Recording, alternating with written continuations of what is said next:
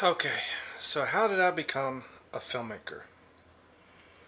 Well, if I think back, my earliest memories of stories, I remember all the kids used to go to kindergarten, and my parents had me start in first grade. So basically, while I waited for all the kids to come home, I would jump behind a couch that was on a corner of the room, build a fort, and my brain would just let me go on adventures.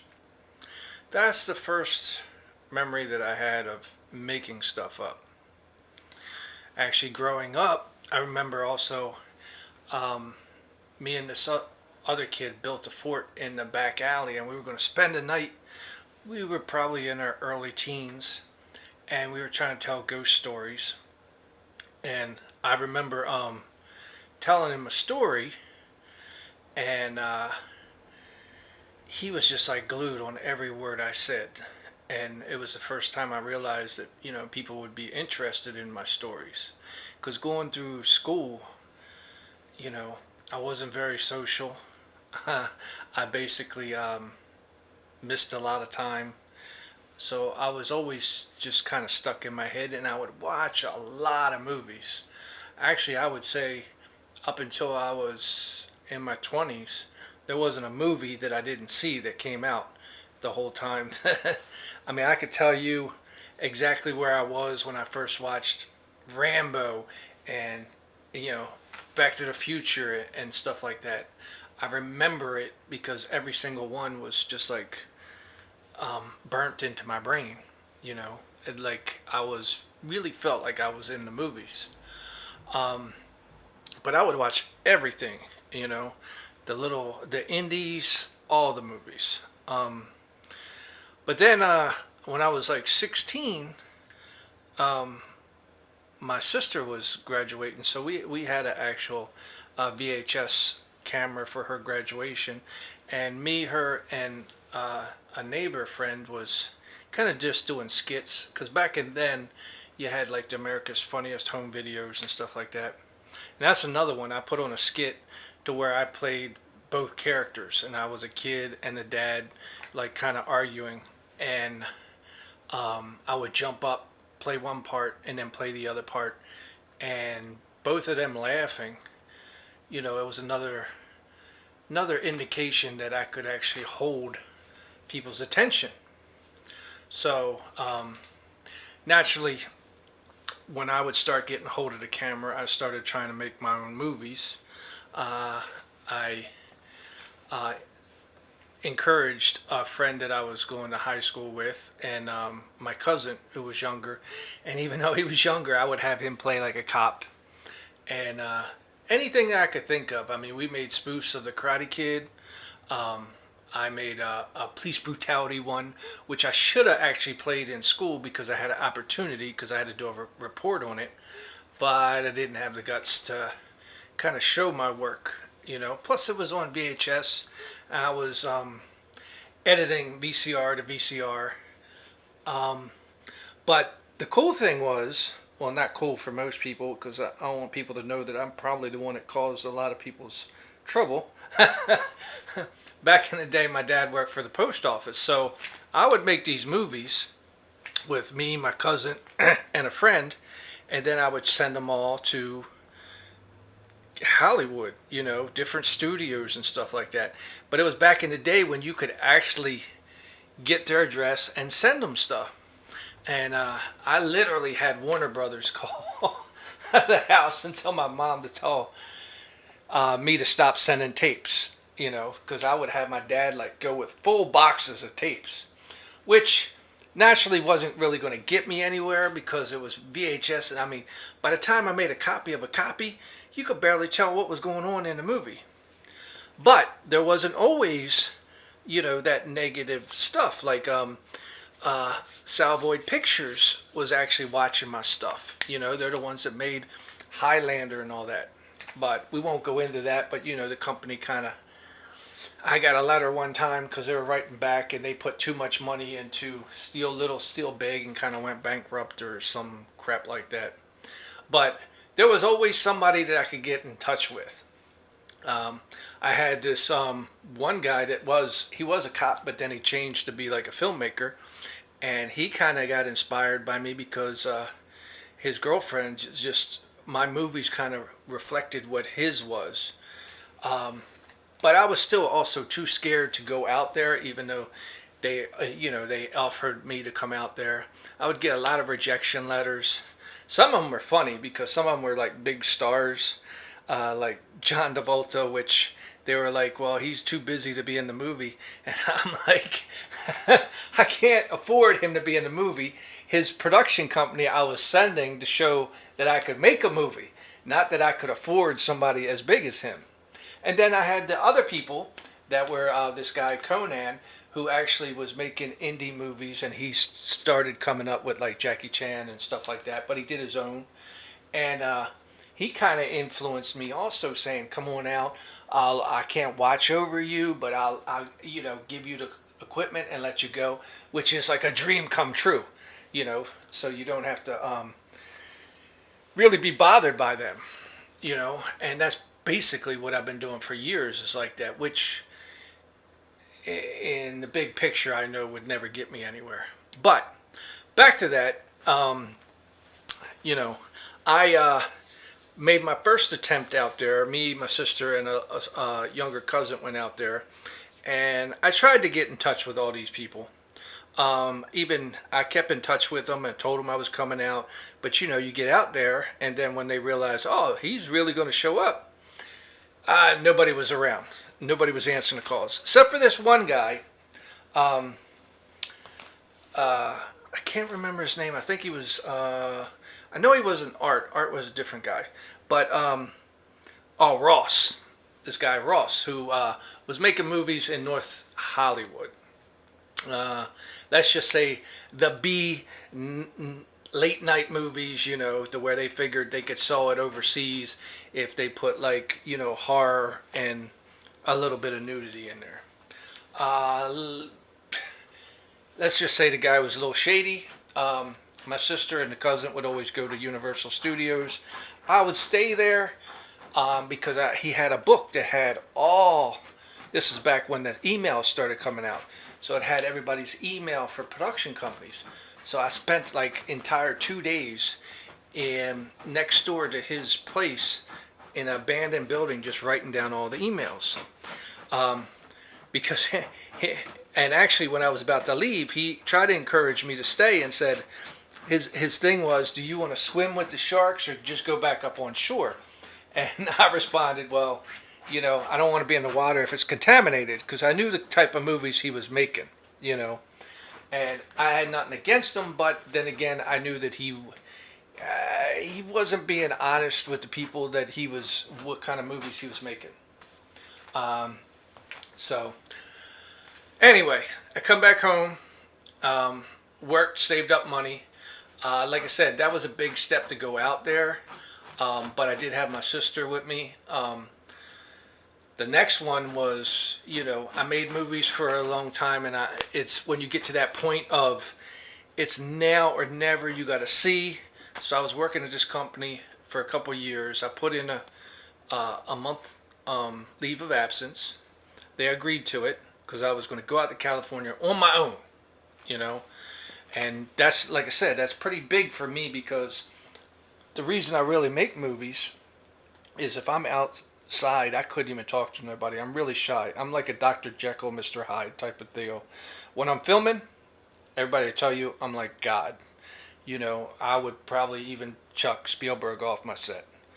But in real life, I'm not like that. And that's why I've been holding on to it and doing it for 31 years, is because it's a part of me that I don't really want to give up, even though I know the chances of getting anywhere is slim. But anyway, back to the story. I decide I'm going to go. Because I made enough movies. I was trying to make a lot, and I ended up making for like 4 years just movies by myself. Because the one friend, after high school, he went and got a job, and I wasn't really talking to him. My cousin was still growing up with me, but I would have him put up flyers and stuff like that, trying to get new actors. He even got a P.O. box and all that. But come to find out, he wasn't even putting the flyers up. He wasn't even, even though I was paying him, he wasn't even, handing them out or nothing like that. Because I found them all in his room, you know. I did get a few crazy people that wrote in. Um, I also put it in the paper, and actually we had a local paper that wouldn't even write nothing about me, just this other filmmaker, which I tried to collaborate with him, but we didn't see eye to eye because he was like, if you don't shoot on film, you're not a real filmmaker. Well, I found out years later that he kind of had a nervous breakdown because we all make movies that nearly kill us. And remember, his is you got to put a lot of money in, and then you find out the footage is crap. You know, mine, I'll get to it, was Alien Parasite that almost killed me. Um, but anyway, they wouldn't even, you know, write anything about me, even though I was a local filmmaker and stuff like that, and still have been for 31 years. But it did get me an interview because the one guy that was doing like a public access he thought it was so funny that the local community wouldn't write nothing about me when I'm like the guy that's been around for years making movies. But like I said, I was also doing it all by myself until I put it in the paper, started getting not actors, they were regular people, but they just wanted to be a part of something, which is the best thing, you know. And I would go to these people's houses and just film them and then build a movie around it. It was cool, you know. Yeah, it was a little scary because, like I said, I don't know none of these people, you know, and you get a lot of crazy people writing in. But I believe everybody has, you know, everybody has the ability to do it, you know, if you give them the chance. And there's always a way to get around stuff, you know. So anyway, I was, you know, making movies here and there. Decided I did enough. I'm going to go out to California on my own. So I get on a plane, get out there, have nowhere to go, nowhere to stay.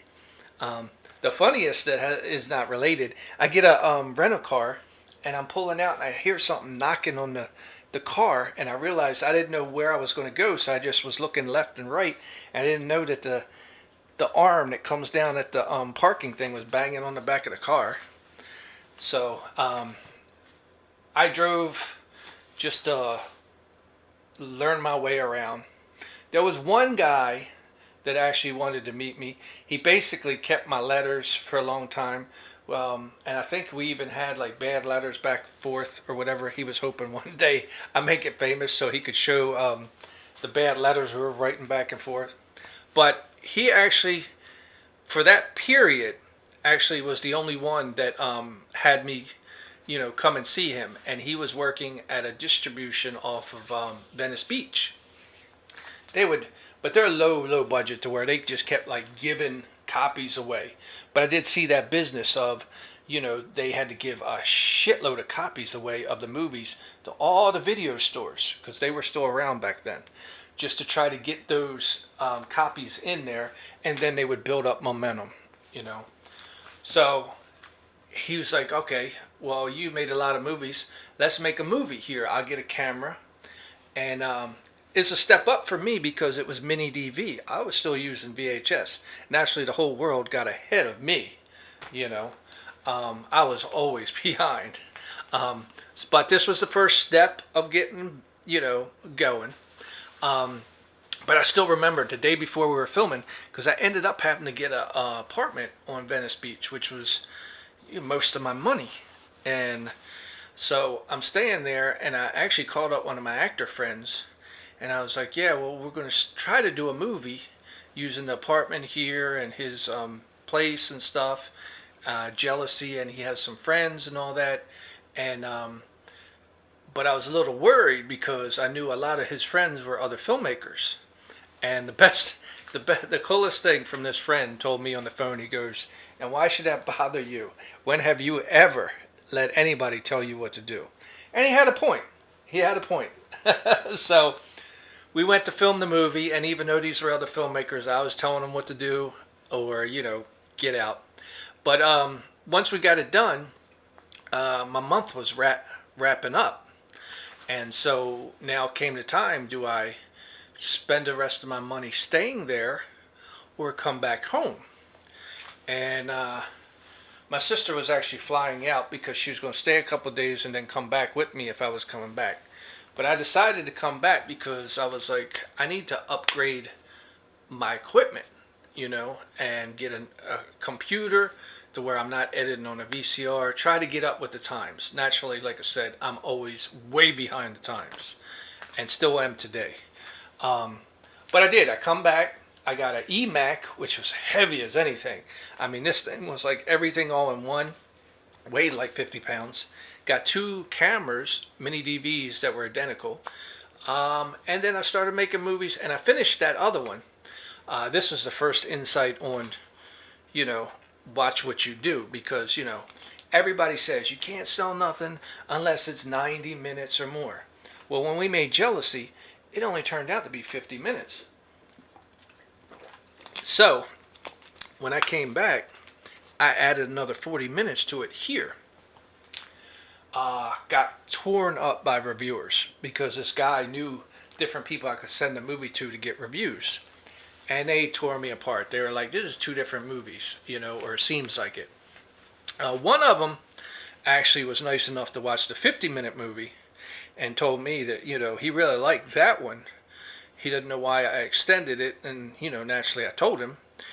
Everybody says it's got to be 90, but it was the first time I really realized that, to me, a good movie is a good movie, whether it's 3 minutes long or 3 hours long. And I know that doesn't sell, and I know distributors don't look at it that way. But I had to, as I was trying to progress into what I do. On a side note, I also, before those reviews, I actually sent in one of my VHS movies, which got a terrible review. Actually, so bad that the reviewer felt bad and actually called me up because he's never wrote a review so bad. And I was just happy because it was like the first time I ever got reviewed. And he was kind of shocked at my response. So he's like, okay, well, send me some more of your movies. And I sent him some Christmas movies that I made with my family. And he fell in love with them. And then he wrote an article, The Greatest Filmmaker That You've Never Heard Of, which is Jimmy Traynor. Which I thought that was going to make some kind of waves and get me some kind of opportunity or something like that. But maybe nobody's ever read it. I don't know. But it was still cool to have a 3-page article written about me.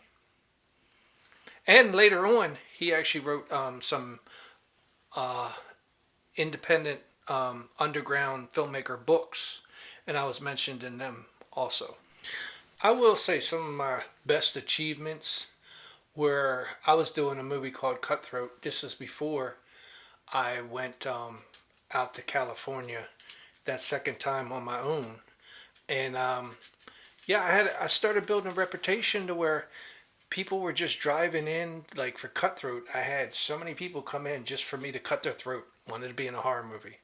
And, it was, I had a person actually tell me that, they've heard about me from the next state and stuff like that.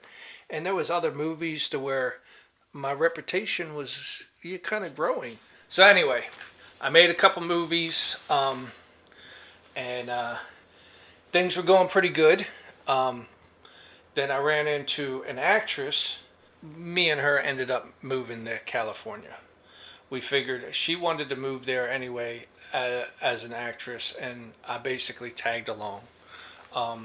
Plus, I was in love with her. So we moved out there to try to make a go of it. Okay, this was a big step. We already made a couple movies on mini DV and all that, so this was a major move. So we get out there, and she's going to auditions and all that, and I'm trying to network like I always do, basically spamming people, which actually is funny because there was a new kind of manager in town that was like getting everybody to come in. So I went in for an interview. I didn't really care because I'm a filmmaker. I figured a manager is for like an actor or something like that. Well, come to find out, she was doing the same thing I was, and basically like spamming everybody. And but she wanted it. She was pretty impressed with me because I didn't. I had the fuck it attitude, because I just did my own thing.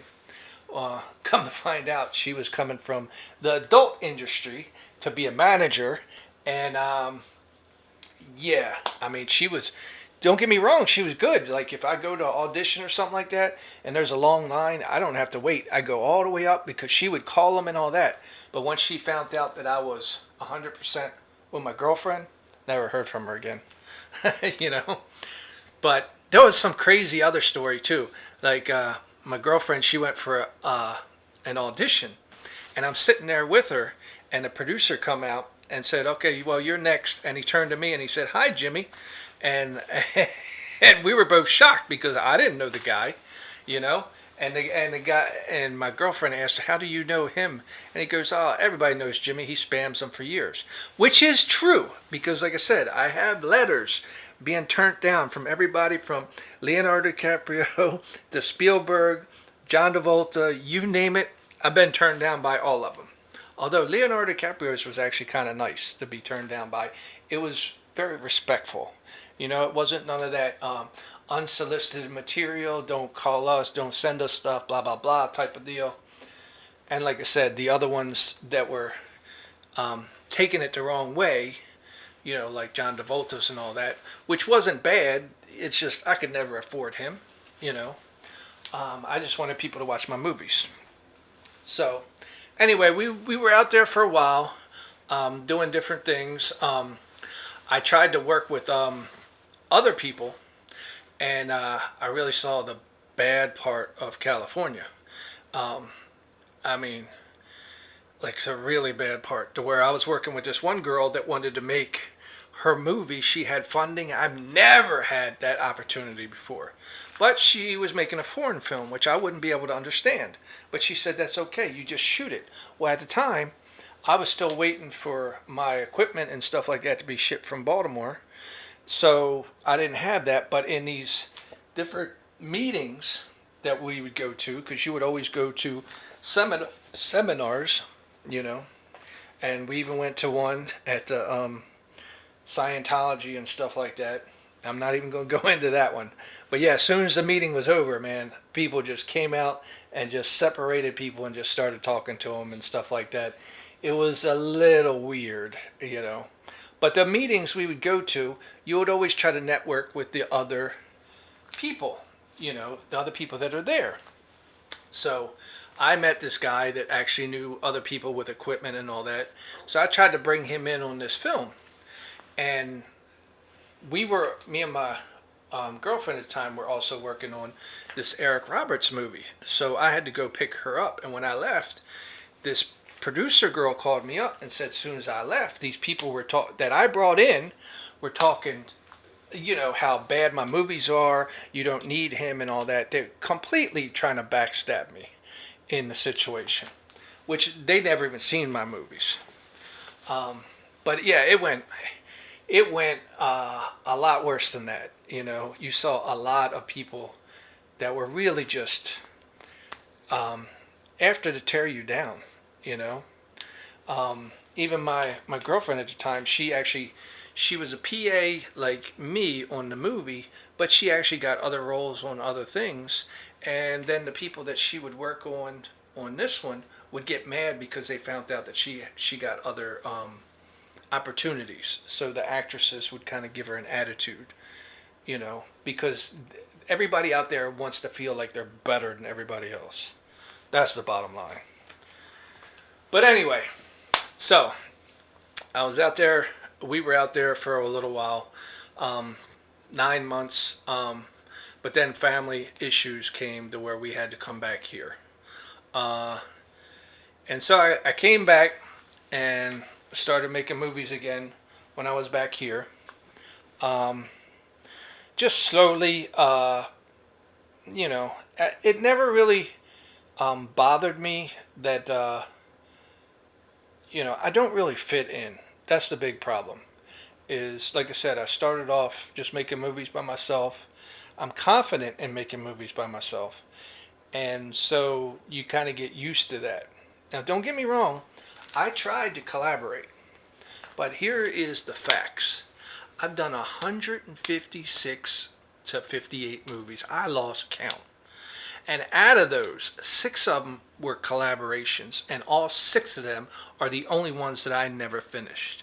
I finish everything I start.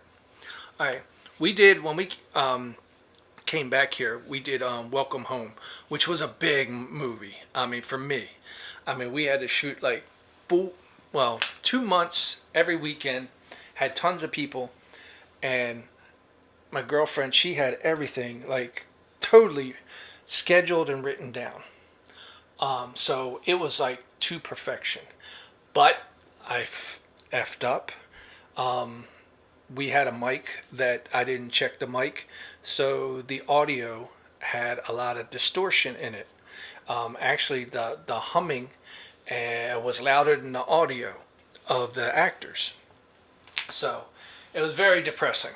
Um, Although we had filming everywhere, and we did also have, oh, the one thing that as a filmmaker that it can really damper your spirits is if you're filming someplace and something gets broken, and because there's so many things to worry about, you know, somebody falling, somebody getting hurt. Actually, when we did Welcome Home, it's still one of her biggest fears because we were actually shooting at somebody's house at night. It was an actor's dad's house. We had to drive really far to get there. We're shooting because he had a pool, and yeah, one of the lights almost fell in the pool. So it still freaks her out to this day to think about that one because you're always hurrying up and you're constantly trying to get the shots and get out of there. Um, but yeah, Welcome Home.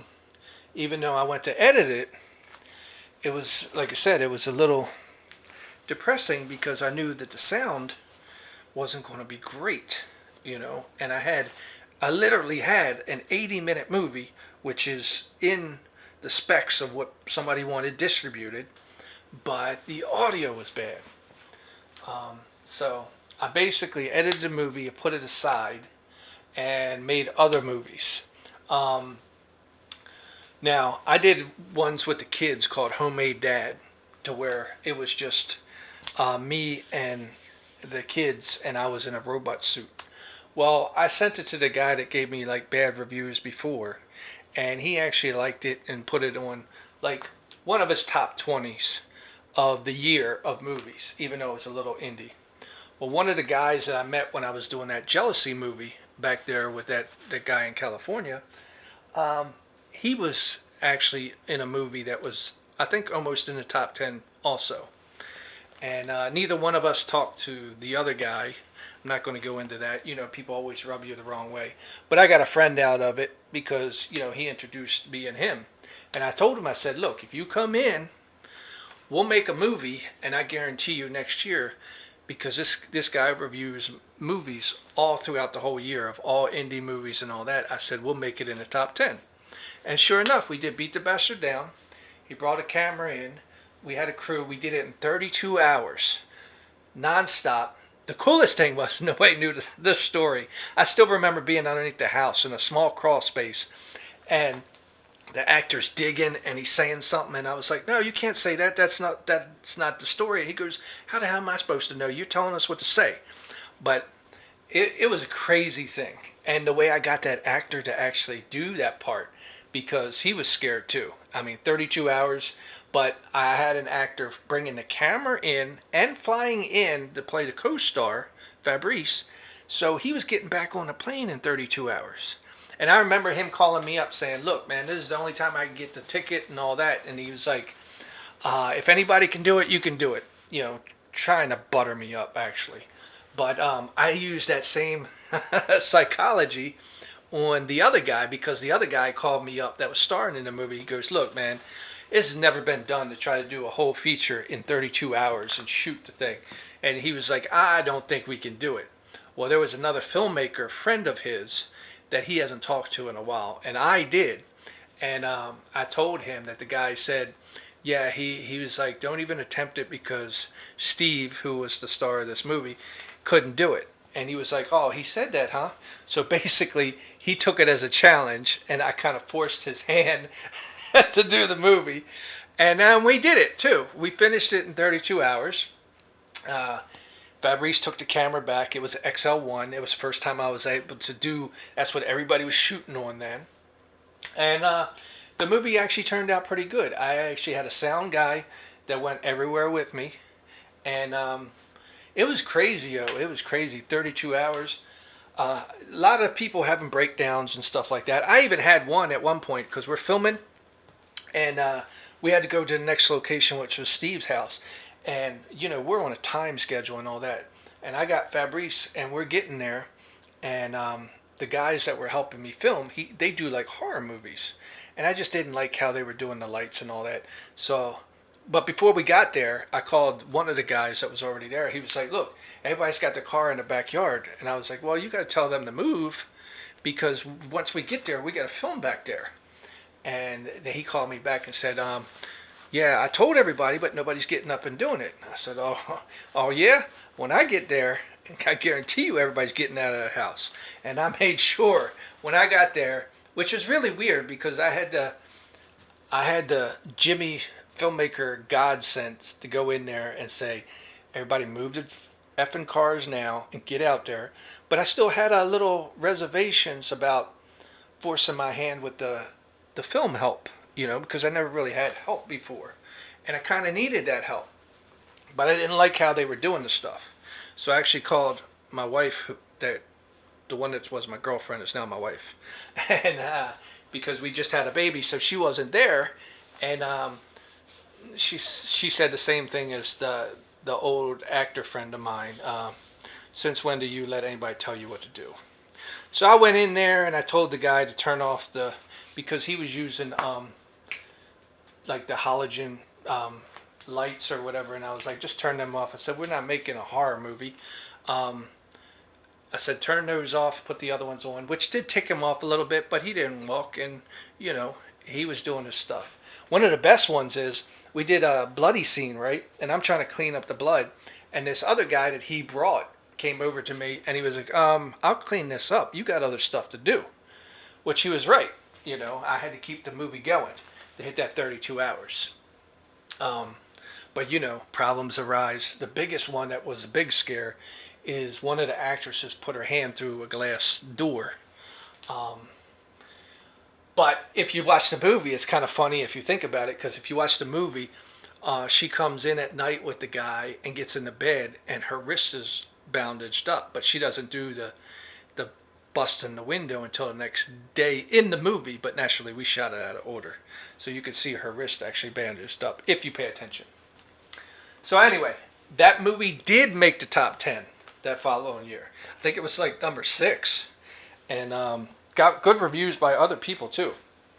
So, but I still had Welcome Home that I couldn't do nothing with, and this was like '06. And so then I was trying to make a couple other movies, but I did always want to try like not a fish out of water, but two of Odd Couples. And Fabrice was like a really rude French character, and he is that kind of way in life. But then, like in Welcome Home, I had this guy Vincent who is really proper. I mean, he grew up in a funeral home, so he's very proper. So I kind of wanted to put those two together, and since I did the 32 hours, I was like, a couple years later, I was like, I wonder if I can do it again, but this time with like a script. The other one's improv. You can get away with it quicker. Can I actually do it with a script? So I was going to call this one The Ticket. So both Vincent and Fabrice agreed to do the movie, come in and shoot it just on the weekend. But then I still needed a lead. And the crazy thing was, it was a lot of dialogue. This is a 103-page script that we got to do in 32 hours straight. Okay? I can cast everybody else, but I couldn't be in it this time because I wasn't in Beat the Bastard Down either. I got to be behind the camera if I'm doing something big like this. And this one was going to have a lot of different locations too. One, I had to go to my aunt because she just moved to a new house. So I asked her if we could use the old house. Funny thing is, man, when it ended up like 3 in the morning, my cousin came home. My aunt was like, "When are you guys leaving?" I said, "Not for 32 hours." She wasn't expecting that one. Um, but yeah, dude, even the actors would go out and jump in the pool just to try to stay awake. They were begging me for like just 20-minute naps because it was rough. It was rough. But where I got my lead was all three guys flew in from California. Dennis, who me and my wife, when she was my girlfriend when we were out in California, ran into Dennis one time because we were trying to network with people. And we went, and this one guy was doing an entire green screen movie. He lived in like a Winnebago community, but he got like the rec room and he threw up a green screen, but he was doing paper green screen, and it was all the rage, back then. So he was trying to do that, and we came to help him one day, and that's when we met one of his actors, which was Dennis. That's the only time I met this guy. That was it. But he was really good with dialogue.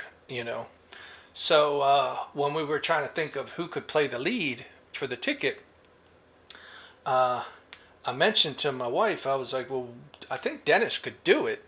So I actually contacted Dennis, and it's like, yeah, man, I get on a plane. It was funny because Fabrice told me he got on the plane, and then some guy walked by him saying, "Hey, man, how you doing? You ready for this?" And he didn't even know who the guy was, because they were both on the same plane, flying to Baltimore. But yeah, we did the movie. The one thing I remembered was a lot of screaming.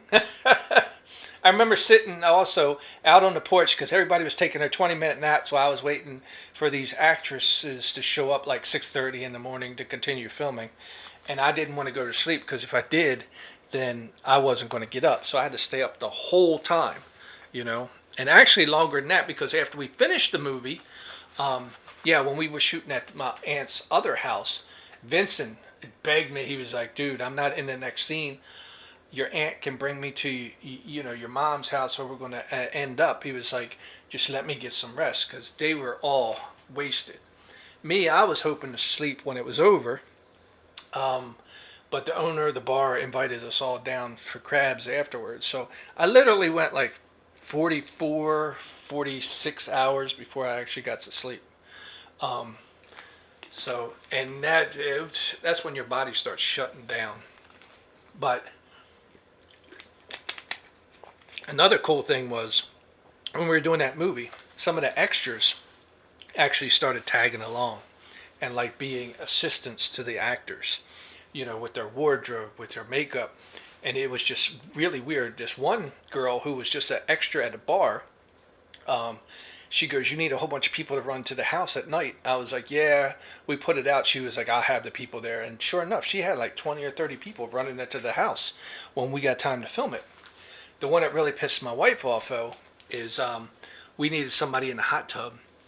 And right before we started filming, she got an email from the girl saying, "Oh, I can't make it," or "I'm not making it." She didn't even call. She just emailed.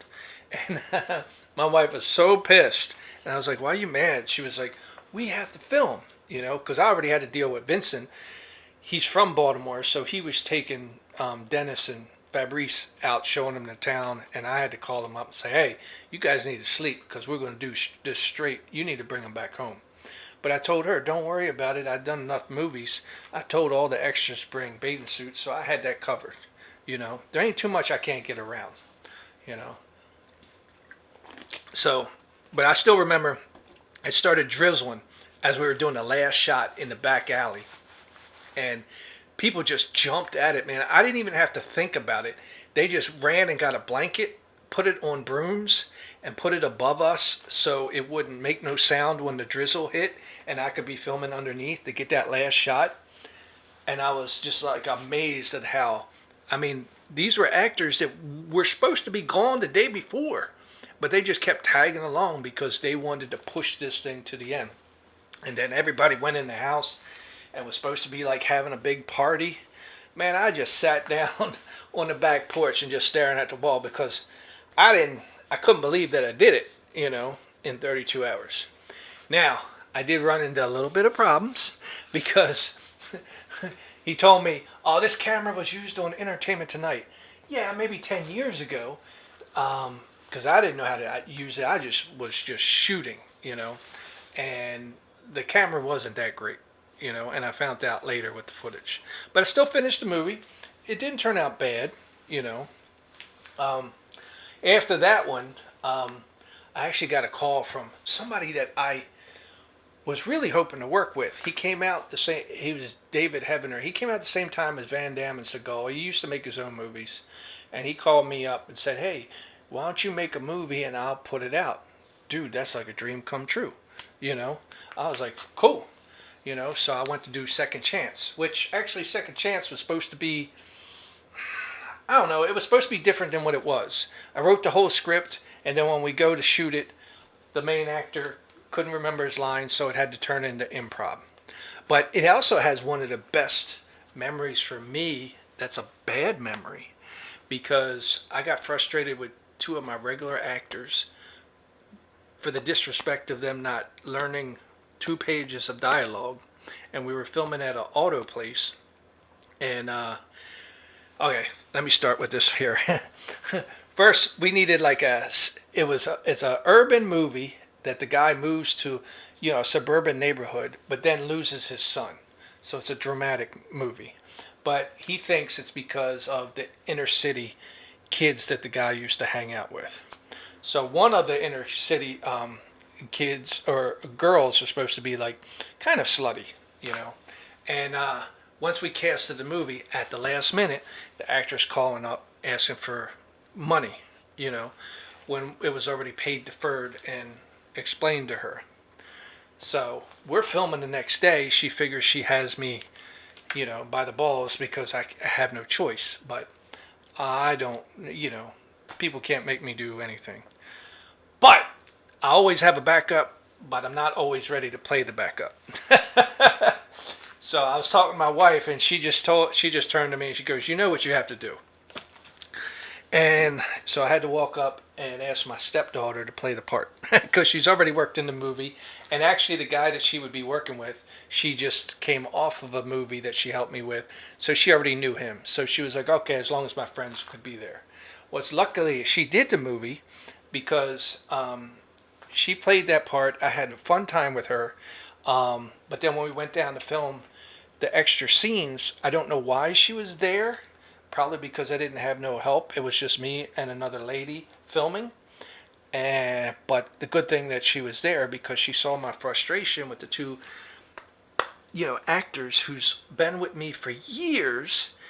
And I'm standing there and the owner's watching and we should have been out of there already like an hour ago and they can't get the scenes. And I'm getting very heated. And my teenage daughter, which was 16, actually turned to me and cussed me out and told me to get the hell out. And I tell you, it's one of my fondest memories because nobody can kick me off my set, except for maybe my wife. But my daughter knew that her mom wasn't there and there's nobody else that could kick me out of there.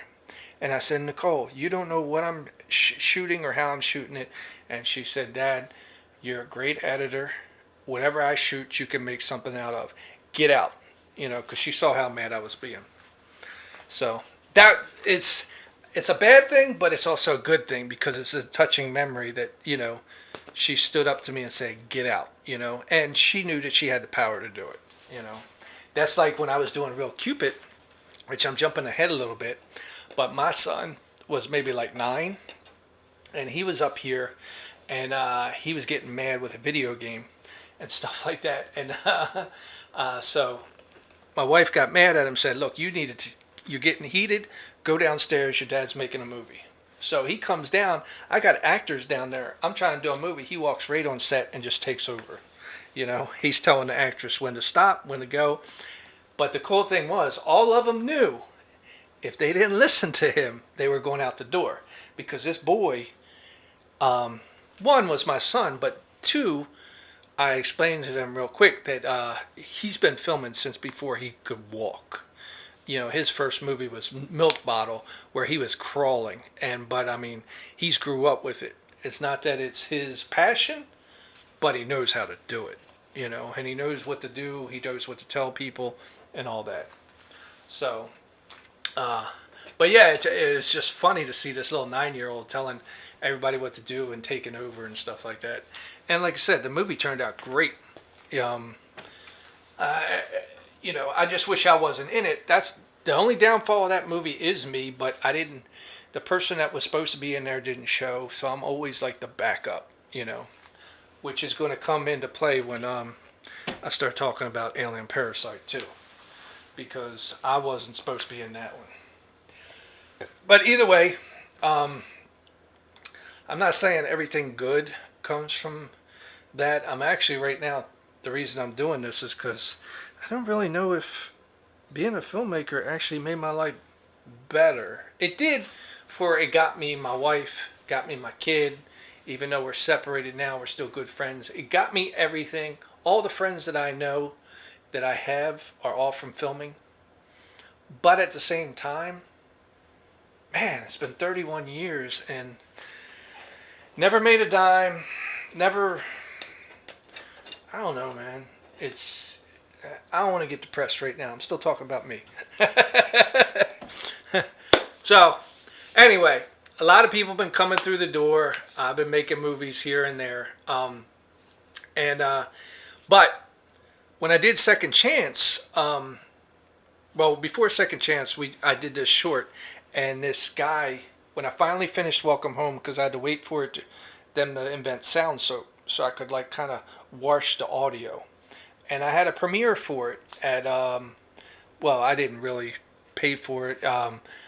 I submitted the movie, and it was like picked out to be premiered at this Creative Alliance place. Only 100 seats. A lot of filmmakers got mad at me because back in the day, that's when everybody would be like, "Oh, throw my trailer in there, throw my trailer." So everybody was like advertising everybody else's stuff, and I refused to do that for this one, mainly because it took 5 years in post because I had to wait until something got invented to fix the audio. So I wanted the movie to stand on its own. I didn't even put any of my trailers for my other movies or nothing. It just was on that, and they still showed up. And this one guy showed up, and he really liked it. So, well, he like beat the bastard down. He's because I had copies there of other movies, and so he was like, let me produce one of your movies, and this is one of the ones that I had to collaborate with, and my wife actually talked me into it. He had a guy that he has all the equipment. It's his equipment, but the guy, a filmmaker that uses it up in New York, is a 24p, and that was all the rage then because everybody went from the Canon XL to the 24p, and I was still behind because everybody was already going to, the HD and stuff like that. But it was still close. It was only a couple years off, so I was still happy to try it. Well, the guy comes, and first we called him on the phone. I told him it's a short. It's only like 14 pages. We should probably shoot it in like 4 hours. And he was like, nah, each page is an hour of filming. And I was like, maybe for somebody else, but not for me. I already knew right then and there we weren't going to see eye to eye. But how bad it got was we shot the movie, right? And in the time that I would do it in. But he wouldn't give the guy the footage. And it's the guy's equipment and stuff like that. Tried to, shake him down for more money. But I found out from one of the assistants that was helping, who ended up continuing to help me in other movies, that she saw the footage, and she said that the way the guy was shooting, he would have never gave that footage up because nobody would have wanted to see it. So I ended up having to reshoot the movie myself again, but without that guy and without the other producer, But the way it came back in is when he did finally get the equipment, not the footage, he lent me the equipment to do Between Two Hearts, which we did up in Pennsylvania. And this one I was trying to plan out. The script was so good that even my wife at the time got inspired and started doing a sequel script, because she was helping me tidy up the script. Again, I was trying to use the regular actors that I knew, but bring in some new ones. But then some of the regular actors got scared because it was too much dialogue. And even though we scouted the locations like in the woods and stuff like that on my uncle's farm, when we went to shoot, because again, Fabrice was flying in from California, it was a foot of snow. So we're all up there in a foot of snow trying to film action film, drama, love story in a weekend with 24p that I did not know how to use. Because even though through the viewfinder everything looked good, apparently that wasn't set right, so everything was blown out. One of the best things that is part of the movie that nobody knows, Calvin, who is one of the henchmen, he dies in the movie, but people don't know it. I kind of tried to put it in the bloopers that he actually did his death scene like 3 months later. I had a snowball that I put in the freezer, and I put that on a white foam board, and he laid in the backyard around his head because I knew I didn't get his death scene because he left, and I would have to get it later. So we actually did it 3 months later after I already started editing the movie when there was no snow around, But it blended nicely to where you couldn't tell, that was his shot. But yeah, that one, that was another hard shoot and another F up on my level because we didn't have a mic. And I got kind of yelled at by my uncle because he said you should have asked because he had a mic for me. But I was, everybody, the actors were there, and I was like, let's just go. I'll fix the audio later. That's the biggest problem with my movies is it's always fix it in post. And I know that's what everybody says. Oh, no filmmaker should do that. Dude, I live by that. I live by that. But I do it for a lot of reasons. Like one, if I'm filming, I don't want to be there all day. I'd rather get the footage done and so I can go be with my family or my son or whatever and then fix it in post. But I'm starting because I'm older and yeah, I'm starting to realize I was way wrong with that. Okay? Because, all right, we're going to jump ahead. I've been making a lot of movies. I did a lot of stuff. The other, some are great, some I plan out. When I went to do, okay, I wrote Test of Our Love. I was trying to pitch it to the Hallmark Channel. I even gave it to Vincent. He had it 2 years because he was supposed to do it with other actors. But I wrote it and I said, look, I'm going to do it myself. It's only 2 couples at a house, and I could use my uncle's house, But this is where the memories of making movies actually comes in when you find some special stuff. Okay, even though there was mess ups about the thing, I mean, I green screened the whole movie, not in the movie, but for the actors so they could see because they weren't at the location. So I went up and shot the location of my uncle's house and all that, and did their rehearsals and filmed them and put them in there just so they would have it better. So when we go to shoot, I was crossing all the T's, dotting all the I's. But yeah, I kind of knew I was in a little bit of problems because when we had the first read through, one of the lead actress, Stacy, came over and she was like, well, let me read the script. And I was like, you agreed to be in a movie and you haven't read it? And she was like, it's you. Yeah, it is weird because like Stacy comes back like every 5 years. I've known her for 20 years, but she like does a movie every 5 years. But actually, I had everything storyboard. This is how it was going to be and all that. And we started at a location down here at a friend's condo. And then when we get up Pennsylvania, Stacy, the other actress, the actor, they're all like, no, we got to reshoot the stuff that we did. Everything should be here. I had a mutiny, And I was like, no, we're not reshooting all that, And I was like, you would have to talk to Fred because Fred's the lead. And I was like, then we got to reshoot all his stuff. And they were like, it needs to be here. So they all agreed. So I was like, okay, at least the actors really care about the story, That's always a great thing to hear, right? So we start reshooting it and all that, and then Stacy comes to me again, and she's like, look, she was like, this is boring. And I was like, Stacy, movies are boring. You got to do it by the numbers. And she was like, movies are boring, but Jimmy Traynor movies aren't. And she's like, this is boring. We're just saying the lines. So I was like, fine. I went downstairs, down 2 energy drinks, came back up, and then I started shooting through keyholes and rolling around on the floor with the camera, and she was like, okay, now it's a Jimmy Traynor movie. But she was right, though, because, when you're watching a movie, you could tell if the actors are having fun or if they're just doing it for like a paycheck and boring. So she kind of actually breathed life into the movie by calling me on that. Now, the movie still had a huge mess up to where I was almost like, this is the one I was going to push the Hallmark Channel and get out there. And we had a really big screw up because my aunt and uncle decided, okay, we're going to get out of the house. So they gave me like a day with like 14 hours. So I was like, okay, we got 14 extra hours. We're going to shoot like 40 pages over. And I didn't know at the time that one of the actors, the actually lead actor, he actually shaved his goatee. So basically, when I went to edit the footage, all the way through the movie, now this kind of ruins it for you, so don't listen if you're going to watch the movie, because I did a great job of hiding it. Misdirection became my new ally for being a filmmaker. But basically, yeah, he would have it to where he would be sitting on the couch, he'll stand up, his goatee's gone, he'd sit back down, it's back. And then like he'll walk in the other room, there he's got a goatee. Or he come out here and it's gone. So it was very depressing for a while. But then I learned, like I said, misdirection.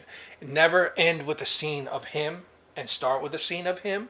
It would always have to end with the other actor, so the audience could never remember exactly what he looked like. And I pretty much got away with it. The movie's great. The only thing I wish I would have done is gave away who the co-stars were, because I think people would have enjoyed the movie better already knowing that twist. Because this movie had like 2 or 3 twists in there. It didn't need 3 of them.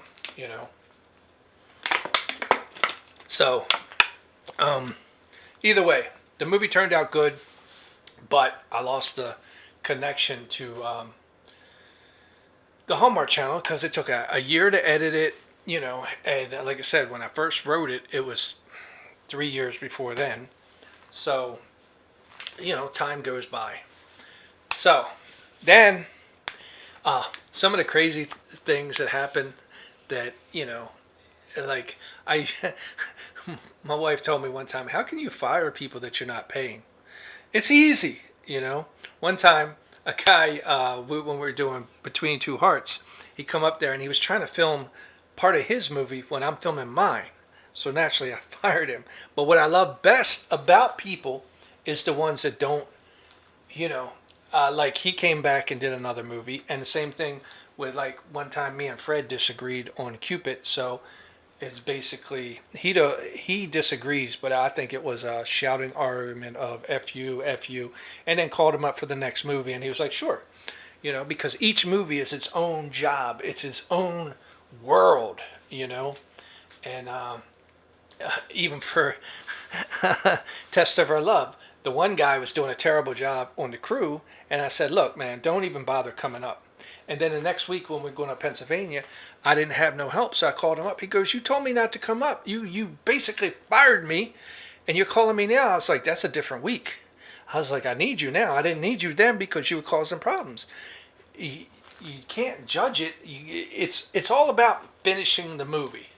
It's all about being a team. If you're not a team player, get out of here. When you're ready to become a team player, come back.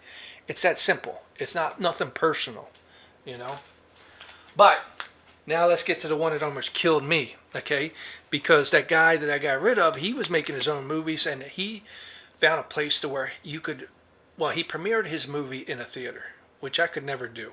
Okay, but the first time he did it, it was like, I don't know, $2,500. But then he premiered another one, and it was only $250. And he was like, is this right? So he let me know. He was like, $250, you could show your movies. I was so excited because I had a lot of movies, I've done a lot of movies. So I was like, hey, I'm going to have premiere nights for my movies at this theater. And then I had a mutiny between my wife and a lot of other people saying, no, you spammed your movies for years.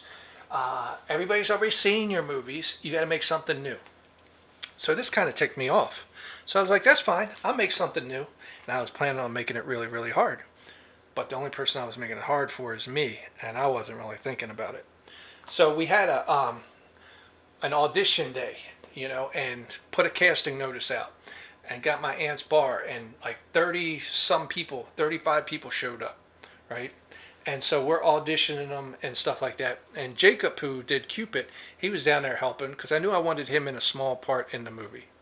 And he asked me, he was like, Jimmy, and I, by the way, there's an actual making of Alien Parasite that says this in there too. He asked me, how many people are you casting? And I told him, Jacob, I'll let you know when I write it. He was like, we're casting before you even write it? I was like, I'm Jimmy Traynor. I do whatever I want. Which actually wasn't a bad thing. It actually helped me because the characters, when I casted them, well, first, when you cast them, naturally you don't get them because then some people are like, oh, it's too far, or I want some money, or this and that. But once you do get your cast, if you know the people, you can kind of write for them a little bit better. But I did something really unique on this one too, is because a lot of them were new. And like I said, I tried 17 people to play the part that I had to play, but there was too much lines, so they didn't want it because it was too short of notice. We casted in March. I wrote the thing, had a read through in late April, and we were going to shoot in early May. So it was like within 2 weeks, and they were like, "This is, you can't do it." So I was like, okay. So I broke the script up real quick and only gave the parts to the actors for when they die in the movie. So like if they die 5 minutes in, they only get up to 5 minutes, but they don't even just get up to 5 minutes. They only get the lines that they actually talk in. So anything else in the movie, if it didn't have to do with them, they didn't get it because I didn't want to scare them off. A lot of them were new, and to have a whole script that they have to go through and find all their lines, it's too much. Now, granted, that also meant that they didn't know what they were getting into. But here's the funny thing about that movie is once I had a second callback and I had to see how the actors work with each other, they came back. I wrote at least one page that they could rehearse, right? And so we did the rehearsal, and I told all the actors, I said, look, I do not want to do this movie. I said, you guys are going to work for 5 days.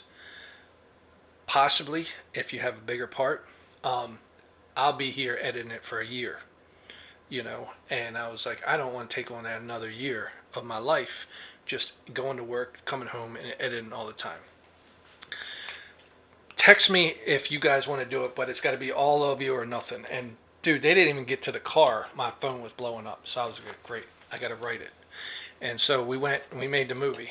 Now, I thought it was only going to be a year, but it ended up taking me 4 damn years because they all knew that they had to come back 6 months later to do the voiceovers. We had 5 dogs in the house, but I also made it really hard to where we did the whole thing green screen, which that's not a big deal, but I was moving the camera around a lot, and I need angles for all that, and I had to build little models for everything. That took over a year and a half. The voiceovers took over a year. So this goes back to that other guy that used to do it on 8mm. Remember, he had a movie to where it was like that, to where it just kept piling up and thought that you never get it done. But remember, you had to pay money to get it developed. So at least in rumor of what I heard from him was, he just had a breakdown and said it ain't worth it. Mine, there was a lot of times to where my wife wanted to come over and just put a magnet to the computer because she got tired of hearing me, and I thought I'd never finish it. But I always finished. It actually turned out really good. I'm very, very proud of it. I thought it was going to be great to be my last movie. I even had distributors lining up, but then I get hit again with they have different specs that they want. They have the closed caption. They have the 7 points audio, which I didn't even know what it was, because basically I make the movie and then I'm done with it and I'm on to the next one. But there's so many different specs, and I'm like, what am I doing these movies for if I can't get them anywhere? But then what I realized was what I was doing, I was giving people opportunities. So that's why I started doing Blacklist, even though I was fine, I was done, I accomplished everything that I wanted to accomplish. So I went to do Blacklist because it was an older movie that I did, but it was made on VHS, so the quality's real bad. But at least with that, anybody that comes through the door, I can give a small part to rather than audition. And I get a lot of people on IMDb. I give them their first credit. I'm getting them started. I'm kind of inspiring people. But even at that, I realized that I did everything I wanted to do.